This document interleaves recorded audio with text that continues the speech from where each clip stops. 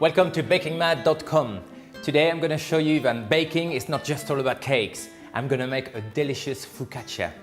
So first of all, I'm going to make the dough. In my bowl here, I'm going to sift 500 grams of strong white flour. It's very important to use strong flour. That will give you a beautiful bread.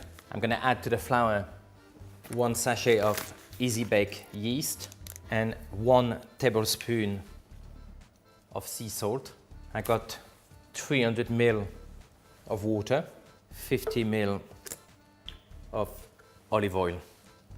And that's it for our ingredients for the dough. You can see it's quite simple, nothing too complicated. I'm just gonna mix them together. And just to warn you, before you start to panic, it's quite a sticky dough. That's what focaccia is all about. So when it's all combined and all stuck to the hook like this, it's ready. So a bit of flour on my table like this. If you stick to your hands, just put some flour on your hands, that will stop sticking. So just knead it a little bit to a nice smooth ball. And just gonna put it in a bowl with a bit of flour inside.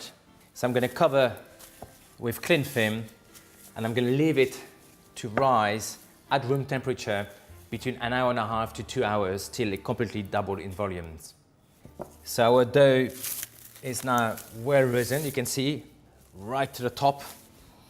And I love that smell of yeast. So I'm just going to flour my table again. It's really beautiful texture, nice and elastic. I'm just going to roll the pastry to fit in my tin. So I'm pushing it nicely and evenly. And now with my fingers, I'm just going to do the traditional holes you see in focaccias. I'm going to drizzle some extra olive oil and give it a good rub and to make sure it does go in all those little holes. And now it's time to be creative with some ingredients. So I'm just going to do a nice combination of, kind of south of France or south of Italy by crumbling first some feta on the top. Nice chunky pieces of feta. I'm going to chop some sun-dried tomato. Just mix them with the feta. I'm going to drizzle all the juice as well. Don't want to waste them. And I got some black pitted olive.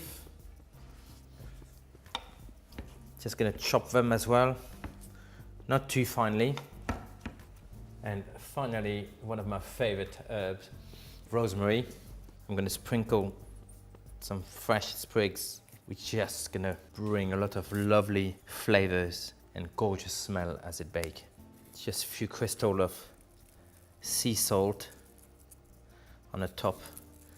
So when you eat, you get this little crunchy of salt. And here we are. This looks seriously appetizing. But before we bake it, it needs to prove for another half an hour. Keep it in a nice warm place. It's going to start to rise. And after that, we're going to bake it in a very hot oven at 225 degrees.